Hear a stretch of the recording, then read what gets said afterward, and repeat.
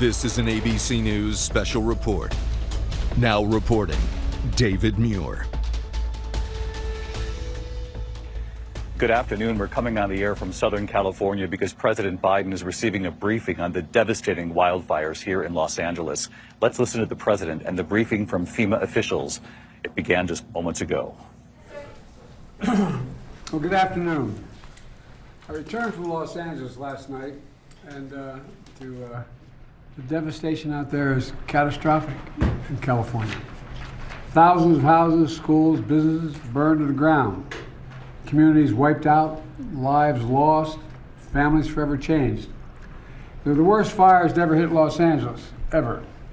And as soon as these fires broke out, I approved the Fire Management Assistance Grants. That's a term of art and how we get help to local officials. These grants cover California's firefighting cost for things like firefighting equipment, firefighter salaries, and special capabilities like aircraft. Next, yesterday I immediately approved Governor Newsom's request for what they call, and I know this is all sounds like government talk, but it's called the Major Disaster Declaration. This declaration allows folks, at the request of the governor, the declaration allows folks who have been impacted to get immediate cash assistance to cover things like everything from groceries to baby formula to prescriptions, because as you've seen and you reported, a lot of these places are burned to the ground. There's not a single thing left in their homes. And so if they contact disasterassistance.gov, anybody who's lost everything or anything of consequence, disasterassistance.gov or 1-800-621-3362. That's disasterassistance.gov, 1-800-621-3362 to get the kind of help they need for everything from the basics that they don't have access to right now. And this morning, due to the magnitude of the disaster, I was talking with the governor, and he requested if I could increase the federal funding that was authorized under this legislation from 75% to 90%. We're increasing it to 100% of all the costs to be covered by the federal government for both the fire management assistance grants and the elements of what they call the disaster declaration. So today I'm announcing that the federal government will cover 100% of the cost for 180 days. This is going to pay for things like debris and hazard material removal, temporary shelters, first responders' salaries, and all necessary measures to protect life and property. And folks, I want to underscore, I told the governor and local officials, spare no expense to do what they need to do and contain these fires and in their communities that have really been devastated. And we're doing literally everything we can at a federal level. That's also why I call this group of folks around this table of all relevant federal departments and agencies together to discuss what more we can do. And some of the folks around the screen as well. Before we begin things, here's an update on where things stand right now. First, we're focused on helping contain these fires. Over the last 24 hours, the United States Forest Service, working with state and local responders, has suppressed over 50 fire starts. And the fire in the Hollywood Hills has been contained by brave firefighters risking their lives. Right now, 3 major fires are still burning in the Pacific Palisades, in Pasadena, and in Sylmar. I want to be clear, what I know from talking to the governor, that there are concerns out there that there's also been a water shortage. The fact is, the utilities understandably shut off power because they're worried the lines that they carried energy were going to be blown down and spark additional fires. But the Cal Fire, when it did that, it cut off the ability to generate pumping the water. That's what caused the lack of water in these hydrants. And so Cal Fire is bringing in generators to get these pumps up and working again so that there's no longer a shortage of water coming out of these hydrants. I'm also surging all federal resources possible to Southern California, including 400 additional federal firefighters, over 30 firefighting helicopters and planes, federally supplied firefighting planes and helicopters, and 8 Department of Defense C-130s that are equipped to suppress wildfires. Today, the Secretary of Defense also authorized 500 wildfire ground clearing personnel from the Defense Department. And I've directed the department to continue working with Governor Newsom to identify additional resources that can be provided for public safety and security. And we've secured additional firefighters and firefighting aircraft from our ally in Canada as well. I also want everyone in Southern California to know we're going to keep at it. We're sticking with this. We expect there may be a temporary break in the winds, but in some areas the winds are likely to continue well into next week. And so we're going to continue to sending everything, literally, every resource we can find that's appropriate to help the governor and the first responders. Second, we're focused on helping people who have been displaced or in many cases lost everything. You've reported on, you've seen the homes just burned to the ground, whole areas burned to the ground, large areas.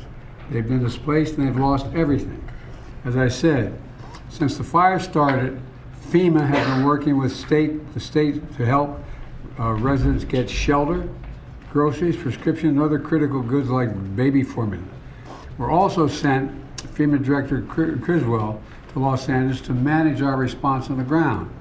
She was supposed to be on this call, but we have the deputy here because she is out in the field with the governor right now, surveying what's going on. Let me close with a message to the people of Southern California. We are with you. We're not going anywhere.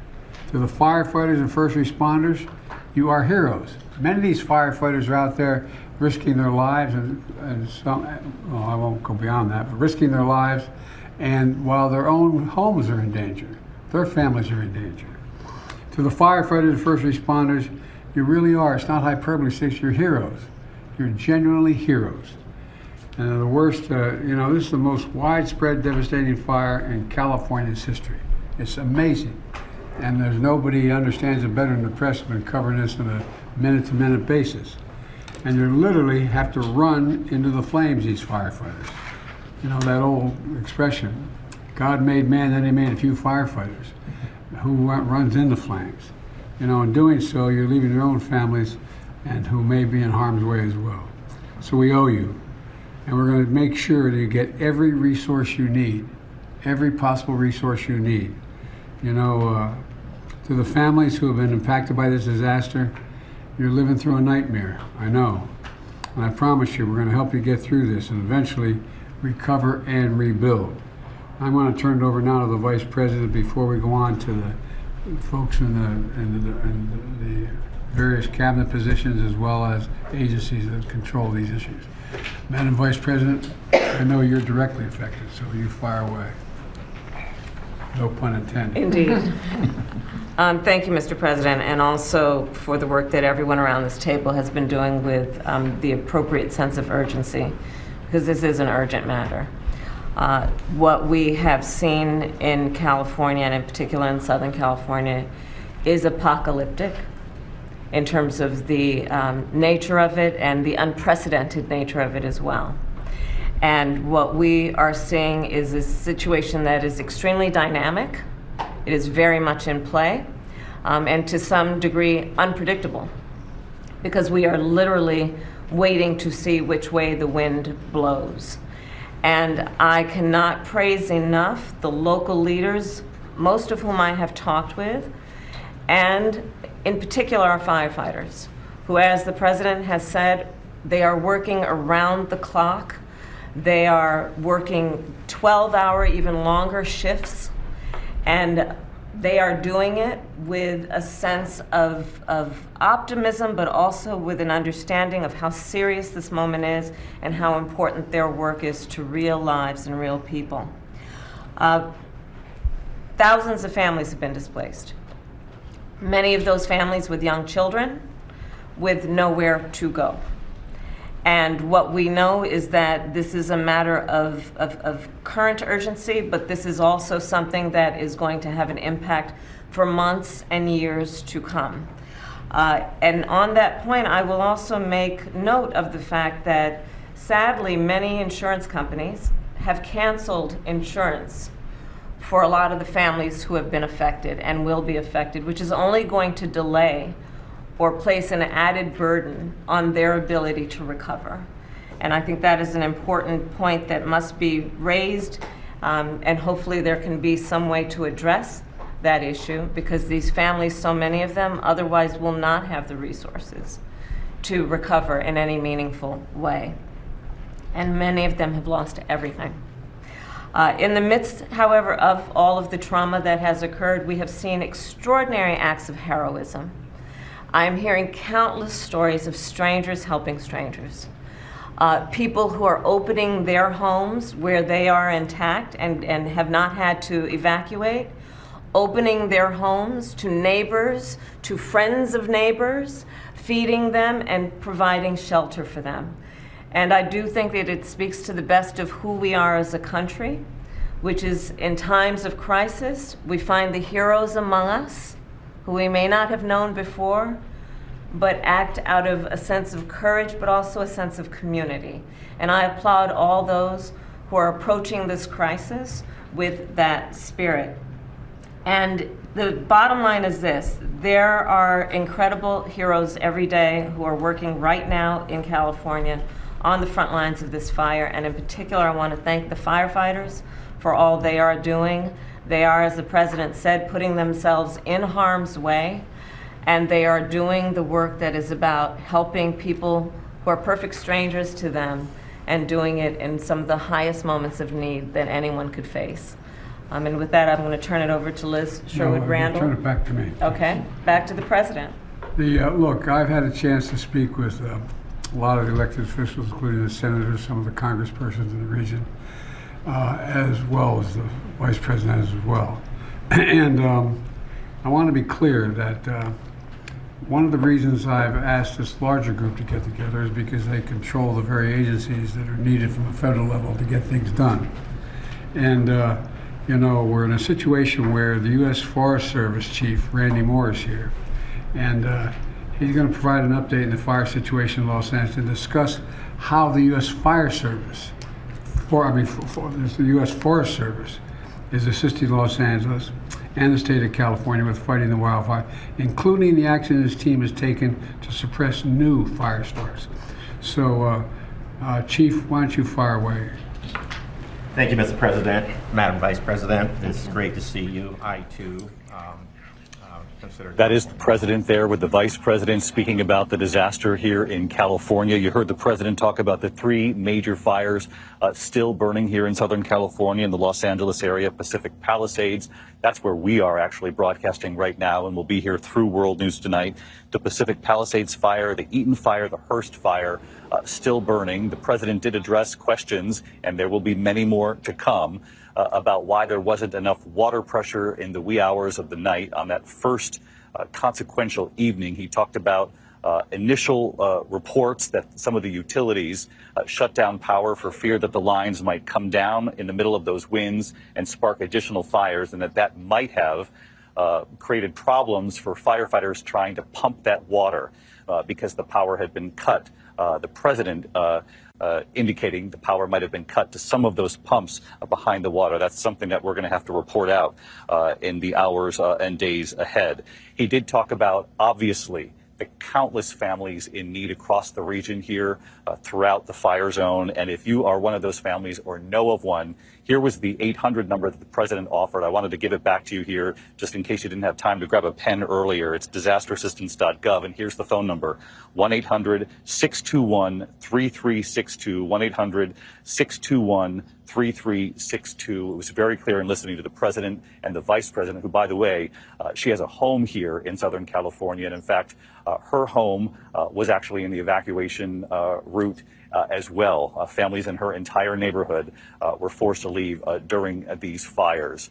What they made clear, though, was that the true heroic work on the ground here has been by the people whose names we don't even know.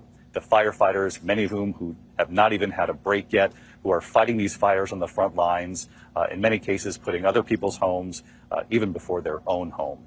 We're going to have another special edition of World News Tonight a short time from now from Southern California. Our coverage will continue on ABC News Live and with abcnews.com. And of course, for many of you in the East, your local news teams are standing by. And for those of you here in Southern California, special coverage on your local station here, KABC, and other stations throughout the region will continue here in a moment. I'm David Muir in Southern California. I'll see you for World News Tonight a short time from now. Good day. This has been a special report from ABC News.